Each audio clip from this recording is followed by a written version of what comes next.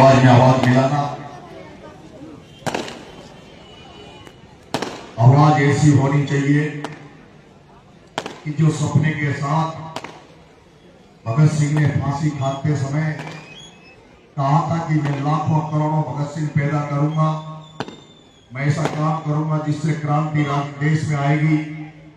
मैं चाहूंगा बपावर से ये आवाज हमारे उस महान पुरुष शहीद भगत सिंह, आजम भगत सिंह तक जानी चाहिए। दोनों हाथ भरे करके, मुट्ठियां बंद करके मेरे साथ नारा लगाएंगे, इंकलाब जिंदाबाद, ऊपर वाले गोल लोग नहीं लगा रहे जो साहिब भगत सिंह को जानते नहीं होंगे आप लोग, ऊपर वाले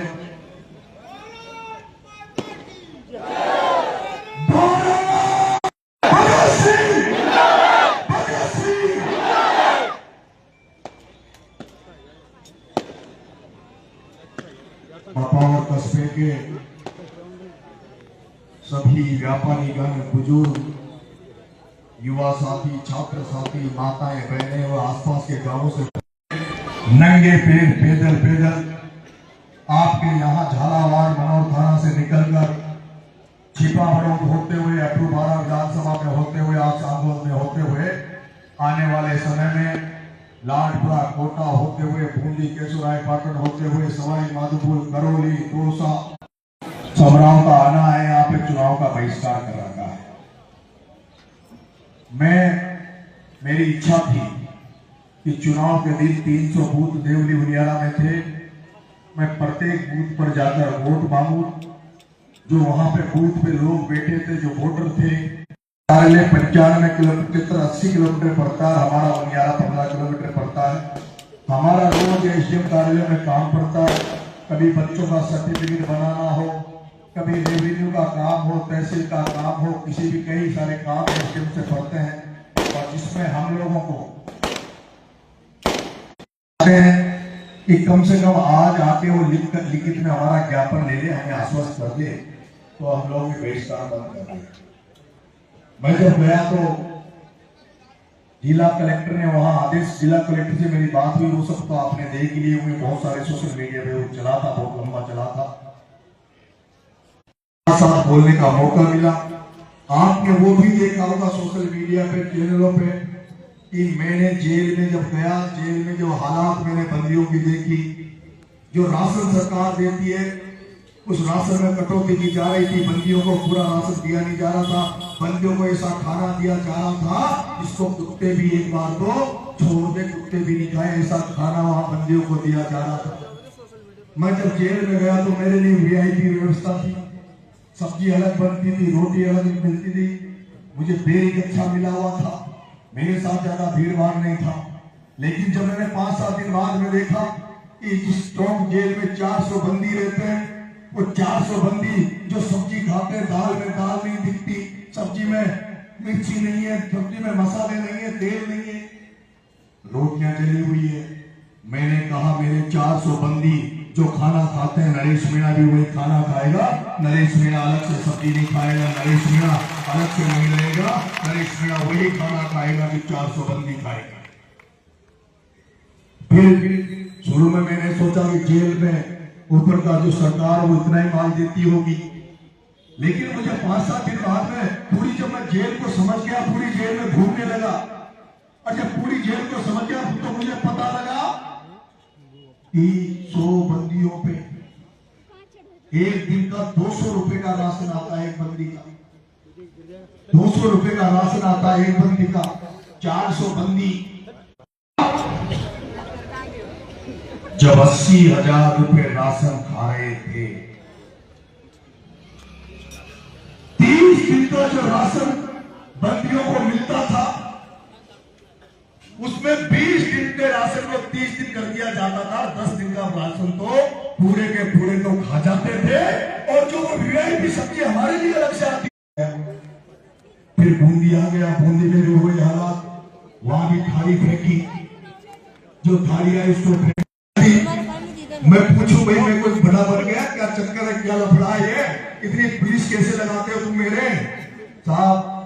माइक टेंशन ऊपर कोई खतरा हो जाए, हमें डर है कि कहीं आपके ऊपर कोई हमला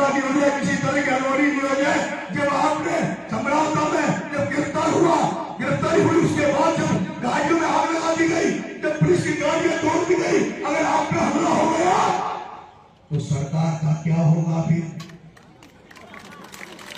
अगर आप पे हमला हो गया तो सरकार का क्या होगा? इसलिए आपके लिए लगा है। जब वो सिपाही, जब मैं बात करता था, वो सिपाही जो जाते थे पुलिस की गाड़ियों में, वो कहते थे कि भाई साहब, जब से आप इस जेल में गए हो, जेलों में जो बंदी हमारे साथ जो तारीखों पर जाते हैं, वो बंदी हमसे ये कहते हैं कि हे भगवान, नरेश मीणा जैसा नेता हर जेल में बंद रहना चाहिए, ताकि बंदियों के सारे कष्ट दूर हो जाए, सारे बंदियों का कष्ट दूर हो जाए। मैं अब जेल से बाहर आ गया, लेकिन मैं जेल में उन बंदियों से कह के आया हूं कि अभी तो मैं 2 जेलों की मैंने व्यवस्था सुधारी है, पर भगवान करेगा लोगों का आशीर्वाद मिल जाएगा, जनता का आशीर्वाद मिल जाएगा, तो राजस्थान की पूरी जेलों की व्यवस्था ठीक कराने का काम नरेश मीणा करेगा। इसके साथ साथ ही मैं लंबा बोल सकता हूं पूरा, कोई दिक्कत तो नहीं है तेरे मुझे? हाँ जी, हाँ, देखो ऐसा, ये जन क्रांति यात्रा, ये जन क्रांति यात्रा में आपने पहली बार देखा होगा, ना कोई माला है ना कोई सापा है। ये नेता नागड़ा आवचा वोट मांगवा, 1 घंटो तो फलाना पटेल आ जा, फलाना सरपंच आ जा, फलाना ये आ जा, फलाना वो आ जा। बेचारी जनता तो भाषण सुनवा आवचे, जनता तो बाता सुनवा आवचे, 1 घंटो तो नेताओं में निकाल देते। हमारे यहाँ ये नहीं है। मैं नंगे पैर चल रहा हूँ, साफ साफ कह दिया, कोई माला अलाउ नहीं है, कोई साफा अलाउ नहीं है। मंच पे हमें केवल कुछ ऐसे लोग जो जनता जिनसे प्रेरित हो, जनता जिनसे प्रेरणा ले, ऐसे लोग बोले। आदरणीय प्रमुख साहब ने आपको बताया। उसके बाद मेरे भाइयों, वहां एक सिपाहियों की भी समस्या थी, उसको भी मैं दूर करूंगा। एक दिन 26 जनवरी को डिस्ट्रिक्ट जज साहब जेल में आते हैं, मुझे बोलने का मौका दिया। जब मैं आदरणीय डीजे साहब टोंक के जो डिस्ट्रिक्ट जज थे, उनके सामने जब मुझे बोलने का मौका दिया, तो मैंने उस दिन कहा था कि आदरणीय जज साहब, मैंने गलती तो की, मैंने गलती की है, लेकिन जो मैंने गलती की है उसकी सजा जो बनती है वो मुझे दे दो, लेकिन उससे ज्यादा सजा जो आप दे रहे हो, उससे तो न्यायपालिका पे एक बहुत बड़ा प्रश्न चिन्ह लग जाएगा। न्यायपालिका पे इतना बड़ा प्रश्न चिन्ह लगेगा, क्योंकि न्यायपालिका तो उसी दिन बदनाम हो गई जब हाई कोर्ट के जज के घर में करोड़ों रुपए मिलते हैं और उस जज का इस देश में कोई इलाज नहीं होता। उस न्यायपालिका में जब भ्रष्टाचार घुस जाता है, न्यायपालिका में बैठे जज से भ्रष्टाचार करना चाहता है, तो किसी की दम नहीं है जो उसके खिलाफ बोले, कोई भी दम नहीं है जो जजों के खिलाफ बोले। मैं 8 महीने रहा, घर वाले भी मिलने जाते थे और लोग भी मिलने जाते थे, आंदोलन की रूपरेखा बनी, सब कुछ हुआ, सब कुछ तय हुआ। आप सबको पता, 25 फरवरी को राजस्थान विधानसभा का घेराव था। राजस्थान की आईबी ने रिपोर्ट पेश करी कि 4.5 लाख लोग जयपुर में आ रहे, 4.5 लाख लोग विधानसभा को घेरेंगे, और वो भी जब नरेश मीणा के समर्थक आ रहे, जो नरेश मीणा की जो स्टाइल है काम करने की, नरेश मीणा के समर्थक भी नरेश मीणा के जैसे हैं। अगर 4.5 लाख लोग अगर जयपुर में आ गए तो चक्का जाम हो जाएगा, सरकारें अस्त व्यस्त हो जाएगी, तख्ते पलट हो जाएंगे, सरकार का बचा नहीं पाएगी, सरकार संभाल नहीं पाएगी, और कोई बड़ा जनसंहार हो सकता है, बड़ा जनहानि हो सकती है। उसके बाद राजीनामा हुआ, समझौता हुआ। समझौता होने के बाद में मैं जब छूटने का समय आ रहा था, तो मेरे जितने भी मिलने वाले जाते थे, मेरा दुख इस बात का होता है, मेरे जितने भी मिलने वाले जाते थे और अभी भी मेरे से कई आरोपी में मिलते हैं, वो मेरे से कहते हैं, भाई साहब अब तो आप एमएलए पर मुद्दे हो गए, भाई साहब अब तो पक्का अपने एमएलए बन जाऊंगा, भाई साहब अब तो पक्का अपने पद मिल जाओगे। अरे मेरे भाई, मैं उस राजस्थान विश्वविद्यालय की राजनीति सीख के आया, चाहे ये पाया वगैरह प्रताप सिंह सिंह वगैरह तो उस जयपुर की तरफ सीखने गए हैं और मैं तो सीख कर उधर से आया हूँ। ये लोग तो राजनीति यहाँ से जाकर वहां सीखने गए जयपुर में, लेकिन नरेश मीणा तो राजनीति की नर्सरी राजस्थान विश्वविद्यालय से सीख गया। राजस्थान की राजनीति राजधानी से राजनीति सीख कर आया हूँ, जयपुर से राजनीति सीख के आया हूँ और ऐसी राजनीति सीख के आया हूँ उस सारे नेताओं को चक्कर की तरफ घुमा दूंगा, चक्कर की तरफ।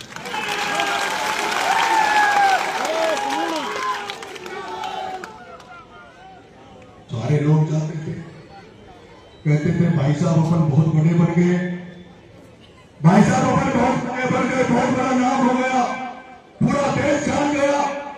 अब आप बाहर आओ तो बिल्कुल शांत रहना, गुस्से में काबू रखना, आप अपने तेवर तरीके को थोड़ा ढीला करना, नरम करना। मन का सही बात है, अपने आप को बदलने की कोशिश करूंगा, अगर बदलने का आया तो। लेकिन जैसे जेल से बाहर आया, जैसे जेल से बाहर आया, जेल के बाहर आने के बाद जो मैंने सिस्टम देखता हूं, उस सिस्टम को मैंने देखा, राजस्थान की राजनीति में मैंने देखा। मेरे जेल से बाहर आने के बाद मुझे पता लगा कि किस किस नेता ने माँ बाप के चक्रव्यूह की तरह नरेश मीणा तुझे फंसाने का चक्रव्यूह कर रखा है। किस तरह से नरेश मीणा अभी तो 8 महीने जेल भेजा है, परमानेंट जेल भेजने की किस तरह से तेरी तैयारी चल रही है। मेरे को पता लगा कि नरेश मीणा अभी उनकी आत्मा पूरी नहीं भरी है, 8 महीने जेल भेजकर अभी तो वो तेरे पे जानलेवा हमला करवाना चाहते हैं, मेरे पर हत्या करवाना चाहते हैं। जब मुझे ये पता लगा कि 8 महीने की जेल रहने के बाद वो सोचेंगे कि मैं डर जाऊंगा, भेजे मेरे पास लोग, समझौता कर लो, ये कर लो, उसको छोड़ दो, उसके साथ आ जाओ, सब कुछ आपको दे देंगे। तो पुष्पा पिक्चर देखिए क्या आपने? हाँ? क्या है? झुकेगा? हाँ? क्या है? नरेश मीणा झुकेगा नहीं, चैन पर जाएगा।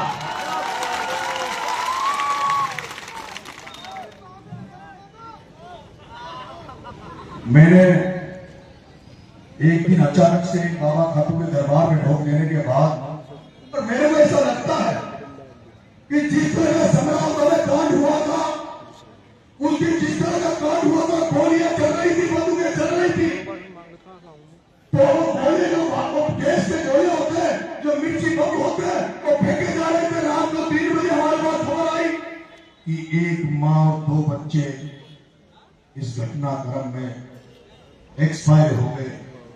लेकिन इस बाबा खाटू श्याम की कृपा रही कि उस दिन भी कोई जनहानि नहीं हुई। 8 महीने जेल में रहने के बाद भी मैं सेफ बाहर निकल के आ गया, और अभी अचानक जेल से बाहर आने के बाद एक दिन रात में अचानक दिमाग में चीज आई कि कोटोना जो अभी मुद्दे, ऐसे मुद्दे जिनको अन्ना हजारे सही नहीं कर पाया, जिनको कांग्रेस कभी सही नहीं कर पाई, जिनको नरेंद्र मोदी सही नहीं कर पाया, नरेश जो भगत सिंह ने सपना देखा था, वो सपना अधूरा पड़ा है। उस सपने के लिए नरेश तुझे लड़ना चाहिए, तुझे सड़क पर निकलना चाहिए, और नरेश को तू जब निकलेगा, तू जब निकलेगा तो मैंने ये किताबें बहुत, इस बार जेल गया तो ये भगवान उनको धन्यवाद देना चाहता हूँ जिन्होंने जेल भेजा, उनको धन्यवाद देना चाहता हूँ जिन्होंने जेल भेजा। और मेरे को कह रहा था, मेरे घर वालों ने कहा अरे मुझे अभी मत छुड़ाओ, बाहर काम भी नहीं है, अभी तो चुनाव 2.5 साल बाद में से 5 साल बाद में छुड़ा लीजिए, और उसको हमारी जनता को और भावना पड़वा दो, अरे बाहर आओगे बेगल में क्या होगा। लेकिन यहाँ बेगल छुड़ा दी, यहाँ बेगजल्दी वाली कर दी। मैं जब वहां सोच रहा था, मेरे भाइयों, मेरे युवा प्यारे भाइयों, किसान भाइयों, भगत सिंह ने हंसते हंसते इस देश की आजादी के लिए फांसी का फंदा अपने गले में डाल लिया था। महाराणा प्रताप ने राजपाट, गढ़, किले, हाथी, घोड़े, सैनिकों को सबको छोड़कर केवल अतीत को स्वीकार की थी, इसलिए गढ़, किले सब छोड़कर जंगल में घास की रोटी महाराणा प्रताप ने खाई। झांसी की रानी ने सब कुछ छोड़कर अंग्रेजों की सल्तनत से लड़ते लड़ते अपने प्राण न्यौछावर कर दिए।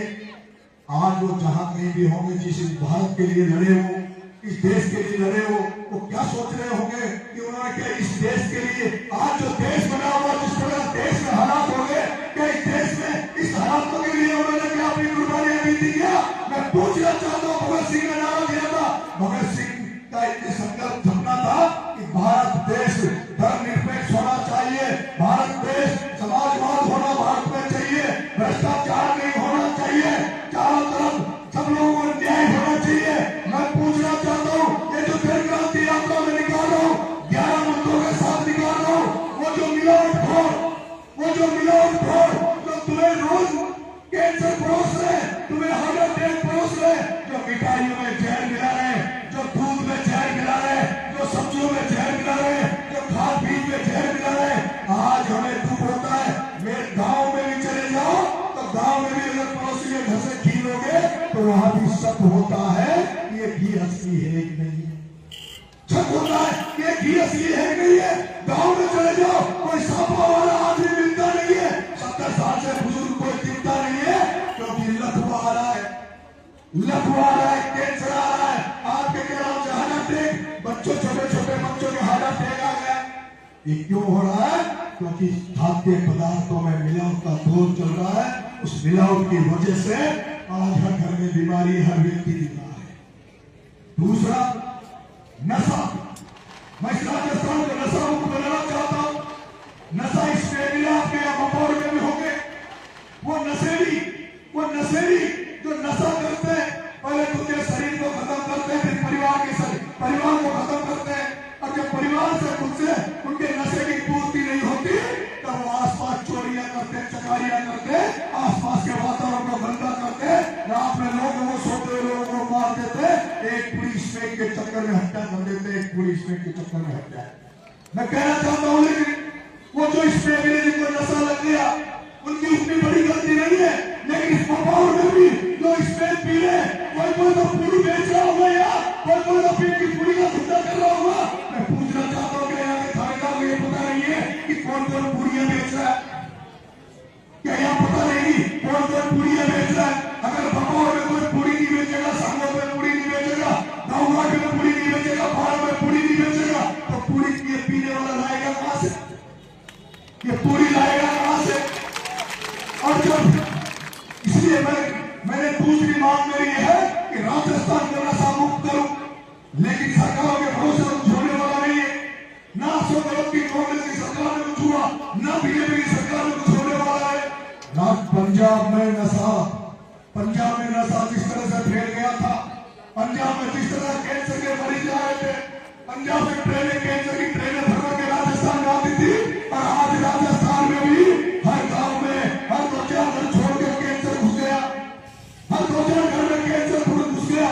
उस कैंसर का इनका कारण केवल ये नशा है। मैं आपसे कहना चाहता हूँ, बपौर के व्यापारियों, बपौर के किसानों, बपौर के जनप्रतिनिधियों, मैं कहना चाहता हूँ, अगर आज आप तय करो, कसम खा लो, यहाँ के थानेदार से कह दो कि थानेदार, अगर कोई ने पूरी बेचता मिल गया, पता लग गया कि फलाना आदमी इसमें बेचता है, वो इसमें बेचने वाला अपने परिवार को पालने के लिए, अपने बच्चों को पालने के लिए हजारों परिवारों को खून कर रहा है, हजारों परिवारों को बर्बाद कर रहा है। ऐसा जो इसमें बेचता है, नशा बेचता है, ऐसे नशा बेचने वाले सौदागरों को जेल में डलवा देना चाहिए, और जब तक जमानत उसकी कभी जमानत नहीं करवानी चाहिए, उसको जेल में पड़े रखो। इसलिए मैं जन क्रांति निकाल रहा हूं कि राजस्थान नशा मुक्त। 8 बजे के बाद सरकार का रवैया की शराब की दुकानें नहीं खुलेगी, लेकिन मेरे को लगता है कि 8 बजे के बाद ही दुकानें चालू होती है। 8 सरकार का नियम है कि शराब की दुकानें 8 बजे के बाद नहीं खुलनी चाहिए, लेकिन मुझे तो ऐसा लगता है कि दारू की दुकानें 8 बजे के बाद खुलती है। आप जितने भी इस रोड पे क्या बोलते हैं ढाबे, उन ढाबों में चले जाओ, उन सारे ढाबों पे अभी भी चले जाओ तो बियर मिल जाएगी, बोतल मिल जाएगी, 2 बजे ले लो, 3 बजे ले लो, रात को फिर वो लोग पी के, और फिर दारू पीने के बाद आदमी पहुंच सकता नहीं है। मेरी माताएं बहनें परेशान है दारू से। दारू अगर बपौर में मिले, छोटी बपौर में नहीं मिले, तो छोटी बपौर में 1 क्वार्टर पी के आदमी सो जाएगा, दूसरा क्वार्टर लेने के लिए उसको 2 किलोमीटर 3 किलोमीटर आना पड़ेगा, उसको हो सकता है 3 किलोमीटर नहीं चल पाए। लेकिन जब गांव में मिल जाती दारू तो गांव में मिलने वाला क्वार्टर पीता, फिर क्वार्टर थोड़ी कम होती है, दूसरा ले आता, फिर तीसरा ले आता। इस वजह से हमारा समाज बर्बाद हो रहा है। इसलिए जन जागृति आंदोलन, जन क्रांति आंदोलन है, इसके माध्यम से जनता को भी जगाना चाहता हूँ और सरकारों को भी जगाना चाहता हूँ। इसलिए मेरे मुद्दे है, भ्रष्टाचार खत्म हो। भ्रष्टाचार खत्म कैसे हो मेरे भाइयों? ये जो थाने बने हुए हैं, ये जो तहसीलें बनी हुई है, एसडीएम बना हुआ है, अगर जो तहसील जो जनता के चुनाव करके इस काम के लिए बना है, जो थाना आम जन को न्याय दिलाने के लिए बना है, और अगर उस थाने के अंदर अगर थानेदार आम जन से पैसा लेकर उसके साथ काम करता हो तो उस थाने में आग लगा देनी चाहिए। वो थाना कोई काम कर रही है, वो थाना कोई काम कर रही है। जिस थाने को आम जन की मदद के लिए बनाया है, जिस थाने को कमजोर गरीब की रक्षा के लिए बनाया है, अगर वो थाना गरीब और कमजोर की रक्षा नहीं कर पाए, वो थाना बड़े लोगों की पिताइयों की बात माने, तो उस थाने को आग लगा देना चाहिए। उस थाने का रहने का कोई मतलब नहीं। मैं और कहता हूं, तहसील में जाओगे, तहसील आप देखा, तहसीलदार भ्रष्टाचार कर रहा है, तहसीलदार पैसे खाता है, पैसे लेता है, तो फिर उस तहसील का मतलब क्या है? जिस तहसील में बिना पैसे के काम नहीं होता। और मैं आपसे कहना चाहता हूं, एक भी आदमी इस जगह ऐसा नहीं होगा, एक भी आदमी ऐसा नहीं होगा जो ये कह दे कि मैंने बिना एक पूरी टाइम में एक बार रिश्वत नहीं दी होगी।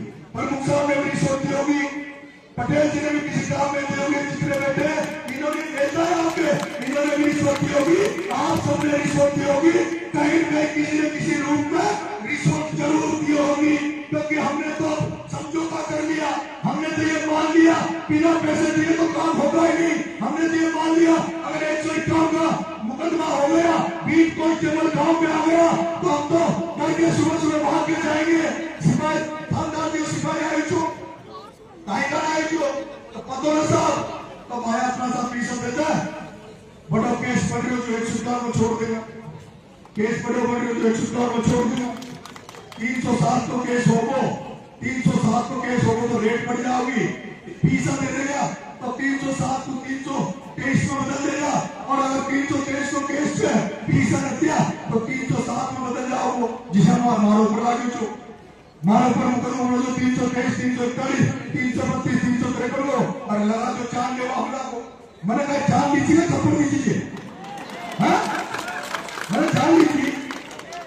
मैंने कहा एक बड़ा अधिकारी, एक एसडीएम अपने अधीनस्थ जो छोटी नौकरी करती है आंगनबाड़ी की महिला चित्रा मीणा, वो आंगनबाड़ी की महिला चित्रा मीणा का हाथ पकड़ के एसडीएम कहता है कि वोट देने तो तेरी नौकरी भागाऊंगा, वोट देने तो तेरी नौकरी भागाऊंगा।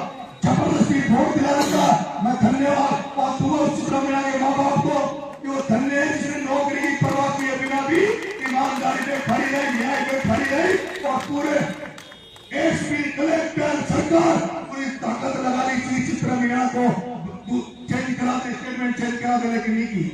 मेरी आंखों के सामने मैं राजनीति करूं, जनसेवा करूं, मेरी आंखों के सामने कोई एसडीएम किसी महिला का हाथ पकड़ के उसकी बेइज्जती कर दे, उस पर दादागिरी करे, फिर मैं थप्पड़ नहीं दूं तो क्या करता भाई? मैं थप्पड़ नहीं दूं तो क्या करता? मैं कहना चाहता हूं कई लोग 8 महीना की जेल जो चो कर जा, 8 ना तो 8 महीना सुधर, मैं 8 साल सुधर हूं। जितनी सांसा बची जमीन शरीर में, जितनी सांसें बची है वो सारी सांसें आप लोगों की सेवा में लगाना चाहता हूँ, गरीबों की सेवा में लगाना चाहता हूँ, किसानों की सेवा में लगाना चाहता हूँ, जनता की सेवा में लगाना चाहता हूँ। यहाँ से निकल रहा हूँ, नगर वोट में जब यात्रा खत्म होगी उस दिन मैं जो तय करूंगा, एक तो माधोपुर में मामला चल रहा 76 गाँव को हटाने का, वहाँ 76 गाँव को विस्थापित करके उनके घरों को तोड़ के उनकी जमीनों को छीनने का मामला चल रहा है। और दूसरा मामला जो पप्पू धाकर पे राजनीतिक षड्यंत्र के तहत पप्पू धाकर पे जो हमला किया था, पप्पू धाकर के जो हाथ पांव तुड़वाए थे, उस पप्पू धाकर की सीबीआई जांच करवाने का काम नरेश मीणा करेगा। ये कह रहे थे पजेलाल से समझौता हो गया, जब तो मुंह बेबस छो जेल में छो, मुंह बेबस छो जेल में छो। अब आगे बात गाना के बाद आगे लोग बीजेपी में जा रहे थे, वो तो बीजेपी में जा रहे थे। मैं वही काम करूंगा जो जनता जनार्दन चाहेगी। जिस दिन राजनीतिक फैसला लूंगा, जिस दिन राजनीतिक फैसला लूंगा, उस दिन भी आप ही की तरह हजारों लोगों को बुलाकर इकट्ठा करके हाथ खड़े करवाऊंगा। कहूंगा कि बीजेपी मुझे मुख्यमंत्री बना रही है, मैं बीजेपी में जाऊं नहीं जाऊं, फिर कितने हाथ खड़े करेंगे। फिर कहूंगा कांग्रेस मुख्यमंत्री बना रही है, कांग्रेस में जाऊं नहीं जाऊं, फिर कितने हाथ खड़े होंगे। फिर पूछूंगा बीजेपी में जाऊंगा तो ये होगा, कांग्रेस में जाऊंगा तो ये होगा, और तीसरा मोर्चा बनाऊंगा तो कितने लोग साथ देंगे, वो हाथ खड़े करवाऊंगा। फिर पूछूंगा कि चौथा निर्दलीय पार्टी बना लो तो कितने लोग साथ देंगे। राजनीतिक फैसला पहली बार, राजनीति में पहली बार जनता जनार्दन के समकक्ष जनता के सामने लूंगा, जहां जनता कह देगी कि नरेश तुझे किसी पार्टी के दरवाजे पे नहीं जाना, नरेश तुझे निर्दलीय रहना तो निर्दलीय रहूंगा, नरेश तुझे इस पार्टी में जाना तो उस पार्टी में जाऊंगा। याद मैं आपसे स्पष्ट कर देना चाहता हूं, ये जो बहुत बना बुद्धि का लोग से कम बुद्धि का कहा पूरा भजनलाल की तारीफ करी तो बीजेपी चल जाओ। आज बीजेपी मैं केवल जनता का हूं, मेरी जिम्मेदारी केवल जनता के प्रति है। मैं आपसे कह रहा हूं, एक मेरा मुद्दा सरी गली राजनीति को बदलना, पूंजीवाद प्रति वंशवाद परिवारवाद की राजनीति को खत्म करना मेरा मकसद है। ये जितने भी एमएलए मंत्री ये जो मीडिया है ना, ये सोच रहे प्रमोद जैन भाई को मोहित हुए मंत्री बन जाओ, हमारी गरारी उर्मिला जैन 3 बार तो सांसद लड़ी, जिला प्रमुख भी बने तो उर्मिला बने, यूथ कांग्रेस को अध्यक्ष भी बना तो प्रमोद जैन भाई को छोड़ो बना, लेकिन फिर कल्याण सिंह को छोड़ पाएंगे लोगों में। सारा प्रमोद जैन भाई का सारा घटना बन जाऊंगा तो ये भरत जी मारक साहब उत्तराखंड हो गया, कांग्रेस में काम करता हुआ। फिर कपिल को कहे वो यहाँ से गणित कह रही हो। अब प्रमुख साहब हमारा माता बटवाला का रामचंद्र जी से हंसराज जी से वासु भी जीजू सब लोग जिस दिन नरेश बन जाओगे आरोपी में आपको प्रतिनिधि राजनीतिक सम्मान मिलेगा, स्वाभिमान मिलेगा। सम्मान में चाहता हूं आपको सम्मान मिले, स्वाभिमान मिले। प्रमुख साहब को तो यहाँ एक बार पायलट साहब आया जो मैंने कई बार देखा। मैं चाहता हूं रहो तो सम्मान से रहो, स्वाभिमान से रहो, और जहां सम्मान नहीं है स्वाभिमान नहीं है उसके साले के ठोकर मारो, चाहे वो मुख्यमंत्री हो। अब आप लोग इसका समापन कर रहे हैं। सुबह में यात्रा को यहीं से आरंभ करूंगा, आप लोग मेरी मदद करना। मैं आपको एक गारंटी दे रहा हूं कि कुछ बदले कि नहीं बदले, आरोपी का सिस्टम बदल दूंगा, व्यवस्थाएं बदल दूंगा, भ्रष्टाचार को खत्म कर दूंगा, यहाँ की राजनीतिक परिस्थितियों को बदल दूंगा। यहाँ जो चोर नेता हो गए, चोर नेता हो गए, उनको निपटा दूंगा। और ये सांगोद विधानसभा जगह सांगोद मैंने पूछा नागर ऊर्जा मंत्री, वही ऊर्जा मंत्री जो मेरे को आगे गया कह लिया, वही है क्या हीरालाल जी बैठी कर नहीं। मैं उन हीरालाल जी नागर साहब से कहना चाहता हूं, हीरालाल जी मैं तो इलाहाबाद में चाहता पहली उठाता जो वंशज से पप्पू धाकर। आप हीरालाल जी नागर, हीरालाल जी का कोई समर्थक हो, कोई सपोर्ट हो, क्योंकि हजारों लोग हैं मेरे को समर्थन दे रहे, सब लोग आए, बीजेपी के आए, कांग्रेस के भी आए, सब लोग आए, क्योंकि मैं तो जनता की लड़ाई लड़ रहा हूँ, निष्पक्ष होकर लड़ाई लड़ रहा हूँ। मुझे जिस तरह साहब का समर्थन मिल रहा, चाहे कांग्रेस का चांद भी है उसकी भी मैं तारीफ करता हूँ, बीजेपी का चांद भी है उसकी भी मैं तारीफ करता हूँ। लेकिन हीरालाल जी नागर, मैं इस पप्पू की धरती पर आपसे उस पप्पू धाकर के लिए न्याय मांग रहा हूँ, पप्पू धाकर के मामले की सीबीआई जांच की मांग कर रहा हूँ। हीरालाल जी नागर, आपके नागर समाज का बेटा घाट पे पड़ा हुआ है, उसको प्रताप सिंह सिंघवी ने 50 लाख की सुपारी देकर उसके हाथ पांव छुड़वा दिया। अगर हीरालाल जी नागर आप उस पप्पू धाकर को न्याय नहीं दिला पाए, पप्पू धाकर को